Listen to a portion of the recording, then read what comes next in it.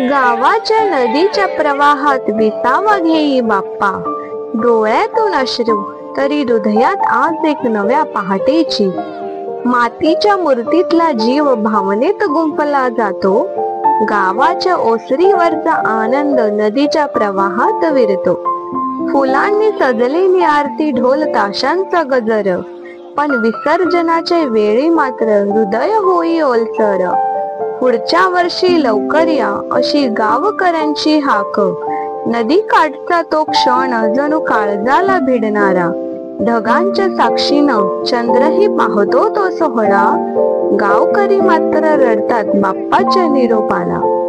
विसर्जनच नाही तर भेटीचं वचन असतं, गावाच्या हृदयात बाप्पाचं वास्तव्य कायम असतं. विसर्जनच नाही तर भेटीचं वचन असतं, गावाच्या हृदयात बाप्पाचं वास्तव्य कायम असतं.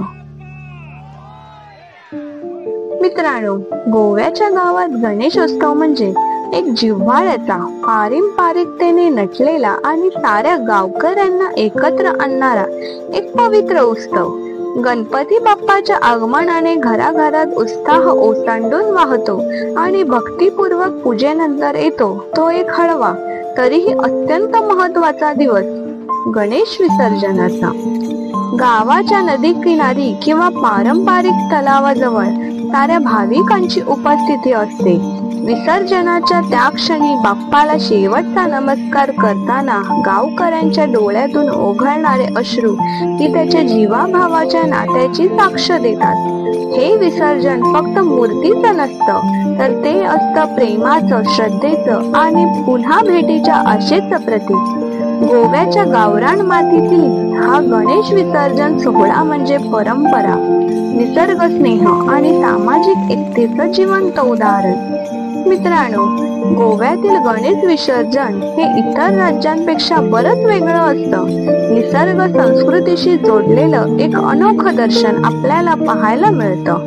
गोवा हे केवळ समुद्र किनारे, किल्ले किंवा सण उत्सवांचं राज्य नाही, तर इथल्या गावागावात जपली गेलेली परंपरा, निसर्गाची साथ आणि सांस्कृतिक समृद्धी यांचं एक जिवंत उदाहरण म्हणजे गणपती विसर्जन.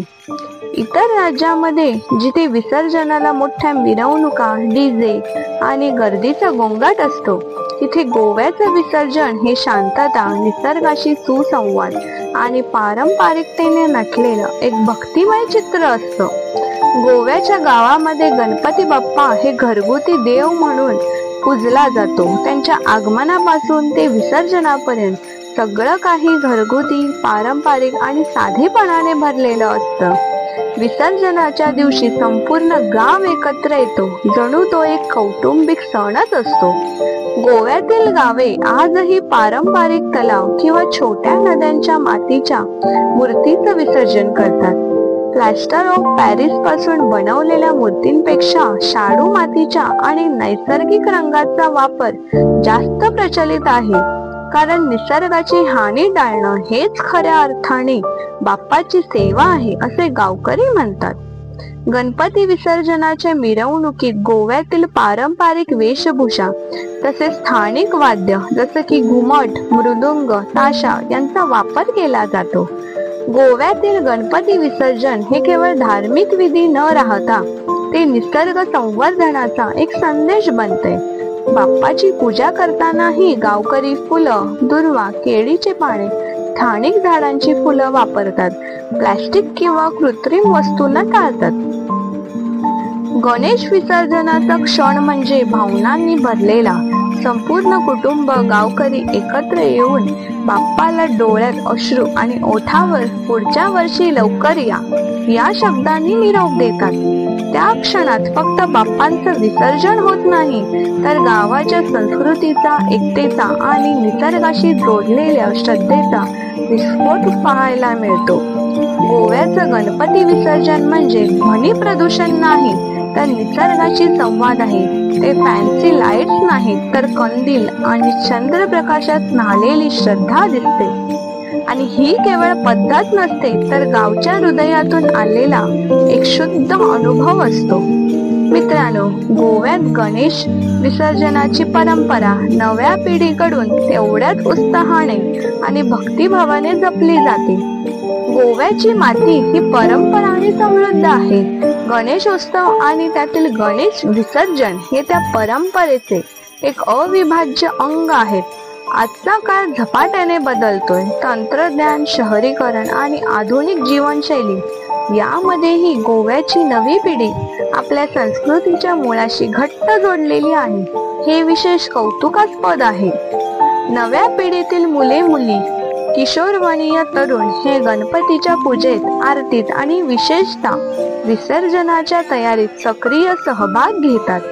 मूर्तीच्या सजावटीपासून ते विसर्जनाच्या जय घोषांपर्यंत त्यांचा सहभाग हा आनंदाने भरलेला असतो. बऱ्याच गावामध्ये ढोल, ताशा, मृदंग, टाळ हे पारंपरिक वाद्य वाजवण्यासाठी तरुण मंडळ तयार झाली आहेत. विसर्जन मिरवणुकीत हे वादन आणि पारंपरिक गाणी हे वातावरण भरवून टाकतं. नव्या पिढीने शाडूच्या मूर्ती, नैसर्गिक रंग तसेच नदीवर विसर्जन यासारख्या पर्यावरण स्नेही चालना दिली आहे. शाळा, महाविद्यालय आणि स्वयंसेवी संस्था यामध्ये यावर जनजागृती केली जाते. विसर्जनाच्या दिवशी पारंपरिक पोशाख, फुगड्या, नृत्य, भजन, कीर्तन यांचे आयोजन करण्याची जबाबदारी आता तरुण मंडळ उचलू लागले आहेत. त्यामुळे विसर्जन म्हणजे फक्त मूर्ती पाण्यात सोडणं नव्हे, तर एक सांस्कृतिक उत्सव ठरतो. गोव्याची नवी पिढी परंपरेची शुद्धता राखून आधुनिकतेचा स्वीकार करत आहे. विसर्जनासाठी पर्यावरणपूरक विचार, संस्कृतीचं जतन आणि सामूहिक सहभाग हे या पिढीच्या दृष्टिकोनाचं प्रतीक आहे. गोव्यातील गणेश विसर्जनातून आपण बऱ्याच प्रेरणा घेऊन पुढे चालू शकतो. मित्रांनो, परंपरा ही फक्त आठवणीत ठेवायची गोष्ट नाही, तर ती कृतीत उतरवून पुढे नेण्याची जबाबदारी आहे. गणेश विसर्जन म्हणजे शेवट नव्हे, तर नव्या सुरुवातीची नांदी असते. निसर्गाशी नातं जोपासणं म्हणजे खऱ्या अर्थाने बाप्पाची पूजा करणं. नवीन तंत्रज्ञान स्वीकारा, पण मुळांची ओळख विसरू नका. हाच गणपतीचा खरा आशीर्वाद. जेव्हा बाप्पाला विसर्जनाला घेऊन जातो, तेव्हा त्याच्याबरोबर आपली श्रद्धा, संस्कार आणि एकतेचा भाव वाहतो. गणेश उत्सवात एकत्र येणं, सोबत चालणं हाच खरा उत्सव आहे, हे शिकवून जातो. परंपरेची मशाल नव्या पिढीकडे दिली की ती नव्या तेजाने उजळते. परंपरेची मशाल नव्या पिढीकडे दिली की ती नव्या तेजाने उजळते.